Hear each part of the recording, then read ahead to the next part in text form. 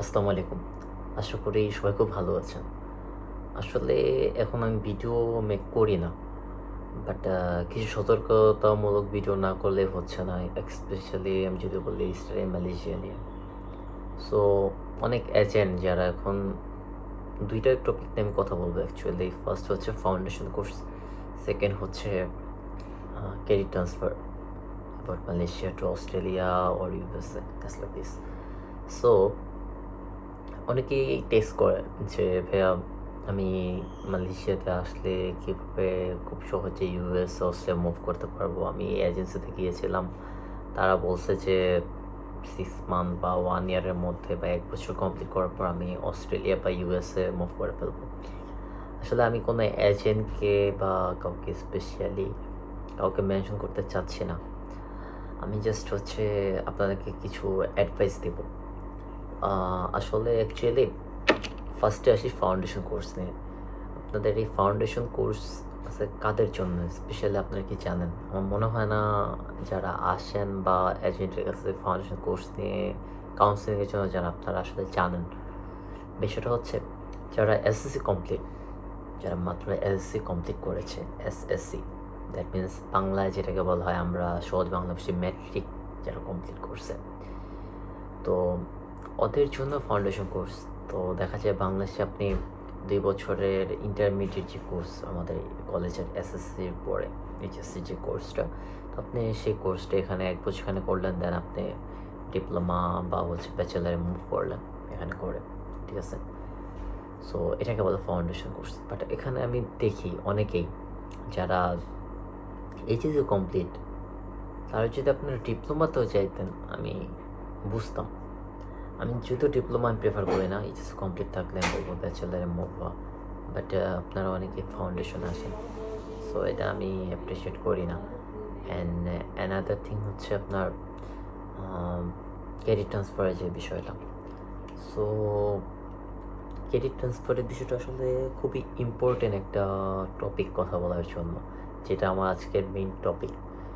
So credit ট্রান্সফারের বিষয়টা হচ্ছে ম্যাক্সিমাম এজেন্টের সেলিং পয়েন্ট হচ্ছে যে মালয়েশিয়াতে আসো, মালয়েশিয়া থেকে খুব easily US Australia credit transfer করে দিতে পারবা। বাট আমার 3 ইয়ার্স প্লাস মালয়েশিয়াতে এক্সপিরিয়েন্স আমি বলবো আসলে কতজন যেতে পারছে। আমি যখন ফার্স্ট আসি 2023-এ, তখন আমি কয়েকজনকে যেতে দেখছি ইন্ডিতে, আমার নেচার দেখা। বাট আমার মনে হয় না লাস্ট 1 বছর 2 বছরে আমি দেখছি, হয়তো গেছে 2-1 জন, 3 জন, 4 জন, ম্যাক্সিমাম গেলে 5 জন, ঠিক আছে? তো এই ট্র্যাপে কেউ পা দিবেন না, আমি বলবো এটাই। আসলে ক্রেডিট ট্রান্সফার হয় না এটা বললেও রং, আবার ক্রেডিট ট্রান্সফার নিয়ে যারা এজেন্টরা মার্কেটিং করতেছে এটাও রং। আসলে হচ্ছে যেসব ইউনিভার্সিটি আসে ক্রেডিট ট্রান্সফারের কথা বলে, অনেক এজেন্ট মানে তাদের ফাইলে নেয় হচ্ছে credit transfer, credit transfer, credit transfer.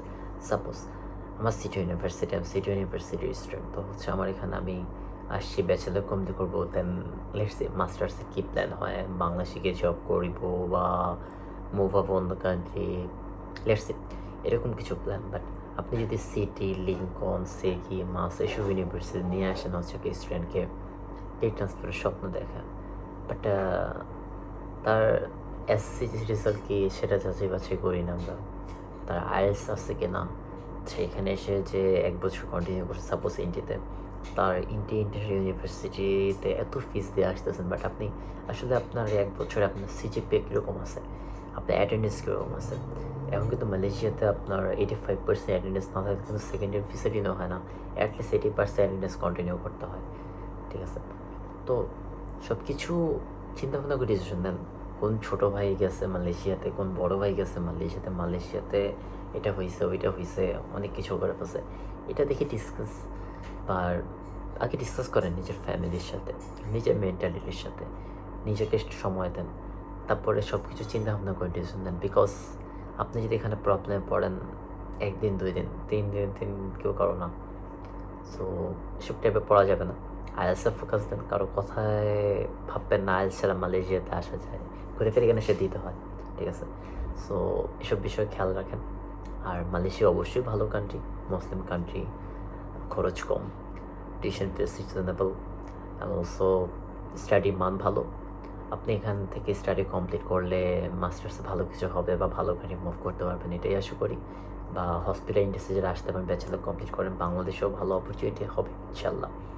So মালয়েশিয়াতে যারা আসবেন, ব্যাচেলরটা কমপ্লিট করার মেটেরিয়াল নিয়ে আসেন, মাস্টার্সে অবশ্যই ইনশাল্লাহ মুভ হতে পারবেন যদি আপনার কোয়ালিফিকেশন থাকে, ভালো রেজাল্ট থাকে। আপনি যদি ডিটারমাইন্ড হন আপনি ইউরোপ বা first world class country move হন, অবশ্যই পারবেন। বাট ক্রেডিট ট্রান্সফারের এটা থেকে প্লিজ আসবেন না, অ্যাটলিস্ট ব্যাচেলারটা কমপ্লিট করেন এখানে এসে। That's all. এটাই আমার আসলে ভিডিও করার উদ্দেশ্য ছিল। আমি জাস্ট নাও ঘুম থেকে ওঠার পর একটা মেসেজ পেয়েছি, জাস্ট আমি মনে হয়েছে যে আমি ইনস্টাগ্রামে ভিডিও মেক করে ফেলি, নেক্সট টাইম হয়তো আমি টাইম পাবো না। So that's all. Thank you. আমি কাউকে মেনশন করে কিছু বলি নাই, আমি জাস্ট আমার বাংলাদেশি ভাইদের বা আমার জুনিয়র যারা আসতেছে আমার এক্সপিরিয়েন্স থেকে আমি জাস্ট শেয়ার করলাম। That's all. Thank you. আসসালামু আলাইকুম।